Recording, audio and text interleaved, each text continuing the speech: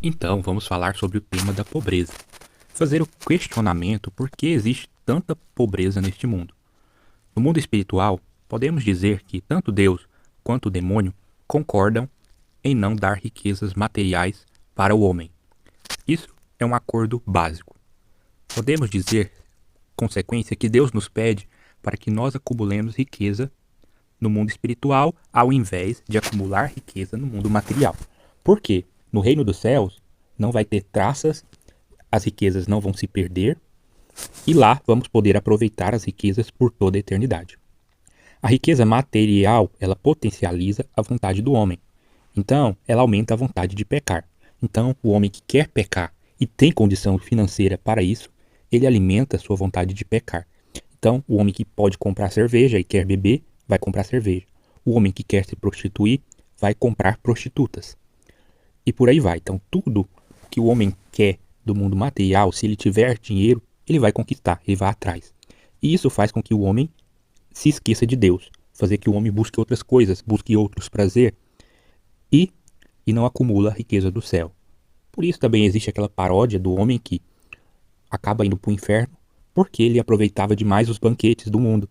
Então ele se aproveitou dos privilégios deste mundo e se esqueceu da vida espiritual, enquanto que aquele que foi judiado, foi pobre e não teve o que comer, o que beber durante a vida, conseguiu um descanso no céu. De certas outras formas, podemos dizer que o rico é mais orgulhoso, o rico tende a se gabar, o rico vai contar vantagem, ele vai ter acesso a todas as mordomias deste mundo.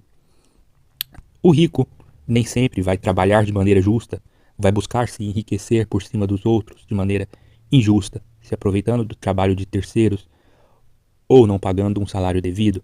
O rico vai estar por trás do sistema. E como nós sabemos, o sistema atual é um sistema totalmente demoníaco, que não prega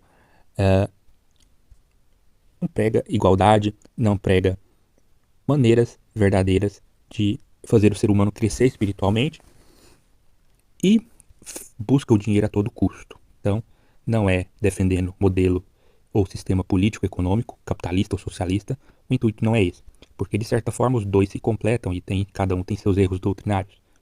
O homem rico tende a usufruir das riquezas e abandonar o mundo espiritual se esquecendo de Deus. Para o demônio é muito melhor que o homem sofra. Então o demônio quer o sofrimento do homem, tanto na terra quanto no inferno. Por isso, a vida árdua e sem sentido e a busca do bem material agrada tanto ao demônio. Então, ele se alegra em ver o homem buscando cada vez mais os bens financeiros, a vida financeira, e se esquecendo totalmente do mundo espiritual. Já que, dessa forma, o homem vai sofrer no suor da terra, no trabalho, e também porque o dinheiro não vai lhe trazer felicidade, e no fim ainda acaba por ir ao inferno sofrer ainda mais. A pobreza não é a cura e também não é o segredo para o desapego dos bens materiais. O que isso aqui quer dizer? Que não é porque a pessoa ela é pobre que ela é desapegada dos bens materiais. Inclusive, é o contrário disso. Na nossa sociedade comum, geralmente as pessoas mais pobres são as mais avarentas, são as que mais desejam mal, são as mais invejosas, que querem ver todos se empobrecendo. Então são as pessoas que mais contribuem para o sistema. E o demônio sabe muito bem disso. Por isso, ele ama ver sociedades pobres. Ele ama ver governos ditatoriais. Ele ama ver pessoas defendendo o sistema socialista. Então, quem é pobre de espírito tende ainda a ser mais pobre no mundo material. O que isso quer dizer? Que, geralmente, as pessoas são amaldiçoadas pela pobreza material, já que eles já são pobres de espírito ou fizeram ações que, por consequência ou por falta de diligência, os tornaram pobres. E o tempo e o destino e a vida tende a se esforçar e fazer isso cada vez mais forte na vida daquela pessoa. Então, a pobreza, ela não é só no espírito, não é só na matéria, mas é no estilo de vida, no modo de pensar, no modo de agir e por aí vai. Podemos dizer, então, que o pecado é um tobogã que leva para o inferno e a sabedoria é a escada que pode nos levar a Deus. Então, nos dá uma forma da gente resgatar a sabedoria humana no mundo espiritual para trazer a riqueza de verdade. Então, a riqueza que podemos conquistar e que nos dá acesso também às riquezas materiais e à sabedoria. Porque nós conhecemos Salomão, que foi o homem mais sábio do mundo e por isso, consequentemente, se tornou também o homem mais rico. O segredo está em fugir do pecado. Voltando para o assunto da pobreza, o suor do homem é uma maldição imposta pelo pecado original. É uma pena temporal associada ao trabalho. Então, desde que nós pecamos, Deus quis que nós pagássemos com o nosso suor, com o nosso trabalho, para ter o pão, para ter o que comer, já que nós abrimos mão do convívio próximo de Deus no jardim do Éden através do pecado. Então o homem precisa trabalhar para sustentar sua casa, também precisa trabalhar para pagar os impostos. E o demônio usa todo esse sistema de que o homem precisa trabalhar para escravizar e explorar o homem como um todo, explorar as sociedades, principalmente aquelas às quais Deus permite. Então, após Salomão, veio o filho dele, Roboão, e assim que Roboão se entregou ainda mais para o pecado, Israel foi escravizado pelo Egito. E é assim que acontece. Então o demônio se aproveita das oportunidades para escravizar e tornar o homem cada vez mais dependente e ligado a ele. A riqueza, no geral, é um empecilho espiritual muito grande, que afasta o homem de Deus e do seu propósito de maneira muito fácil. Então o homem se desvia muito fácil por causa de riqueza, por causa de poder. Não é à toa que quando o homem assume posições maiores de poder neste mundo, ele se mostra quem realmente é. Muitos se corrompem por causa de dinheiro, já outros são corrompidos pelas suas propriedades. Então, geralmente quem é pobre se corrompe em busca do dinheiro, de se enriquecer facilmente, de buscar maneiras ilícitas, de tentar vencer o sistema na trapaça, e outros são corrompidos por ter muitas propriedades, por se acharem ricos, por agir como se fossem ricos e serem muito apegados a essa vida financeira.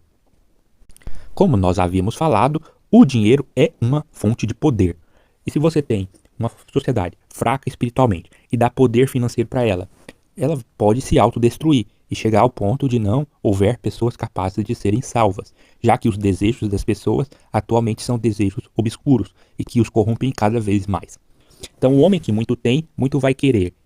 E sendo que ele nunca está satisfeito, ele voltará a trabalhar por mais tempo e mais dinheiro. E logo ele vai acabar por morrer, ajuntando uma grande quantidade de capital que ele nunca vai conseguir usufruir. E essa é a realidade de várias pessoas, que a gente poderia falar do besouro rola bosta, uma paródia que eu já ouvi. A natureza humana corrompida, ela usufrui dos bens materiais, fazendo o homem se tornar cada vez mais idólatras e os prazeres deste mundo. Então, sociedades muito ricas se afastam de Deus e acabam se entregando aos prazeres e querendo viver como se o mundo nunca fosse acabar. O demônio não quer dar poder ao homem, muito menos realizar os desejos dos homens, sem antes estes lhe dever escravidão. Então hoje o demônio trabalha ajudando muitas entidades, muitas pessoas, figuras políticas, mas somente faz isso se puder ter algo em troca. E voltando nesse assunto, a gente pode confirmar que o demônio tem total poder sobre os bens materiais deste mundo, não por causa do fim do dinheiro, do valor do dinheiro, porque o dinheiro não tem utilidade para o demônio. O demônio não vai comprar casa, o demônio não vai ter um carro, o demônio não tem interesse no dinheiro por si próprio. Ele nem sequer pode pegar uma nota, uma moeda. Mas ele tem interesse por causa que o dinheiro exerce controle sobre o homem e no desejo do homem. Então ele usa os bens capitais, a propaganda, o sistema financeiro, o marketing, para alcançar os corações do homem, porque ele sabe que dentro do homem tem este desejo material pelos bens financeiros e tudo aquilo que o dinheiro pode comprar. O dinheiro não serve para nada para os demônios em seu uso próprio. E o apego dos homens ao capital é que lhe é útil. Jesus disse: dai a César o que é de César. Por mais que Jesus seja o rei deste mundo, o imperador é o demônio. E cabe a ele controlar os bens materiais, a coleta de impostos, os financiamentos, o sistema de governo. E também nas revoluções, e também nos governos mais ditatoriais, como é o caso de Venezuela e Cuba, onde as pessoas se tornaram ainda mais pobres por governos ditador. E é cada vez mais interessante para o demônio expandir esse tipo de governo entre os países. Vale a gente ressaltar que uma das formas que o demônio usou para tentar Jesus foi oferecer poder, governo e dinheiro, ou poder capital, tentando Jesus, que era o rei, oferecendo aquilo que era cargo do imperador. Então ele queria passar suas funções para ele, dando a capacidade de aproveitar, usufruir, já que Jesus, quando estava aqui na terra, era uma pessoa de carne e osso, assim como nós. Então, de certa forma, ele também poderia ser tentado. Mas Jesus, tendo sua alma pura e para nos dar o exemplo, ele negou tudo aquilo para que servisse de exemplo para nós, para que nós tivéssemos forças e capacidade de jejuar e deixar de lado o nosso apego a esses bens deste mundo, aos bens materiais, para que não caíssemos em tentação. Por isso também que Jesus pediu para o jovem rico para que deixasse suas riquezas e pudesse lhe seguir. Em resumo, poderíamos dizer que Deus odeia as riquezas deste mundo, pois não lhe há serventia, e porque a riqueza, os bens materiais, são uma forma de idolatria para as pessoas aqui na terra, para seus filhos, e para muitos motivos de perdição. E serve de exemplo para mim mesmo, por isso que eu preciso refletir. Em outra passagem diz o quanto é difícil um rico entrar no reino dos céus, ou impossível. Por isso o intuito do cristão sempre deve ser buscar sabedoria, não se deixar levar pela vaidade e buscar aquilo que é espiritual, os bens espirituais.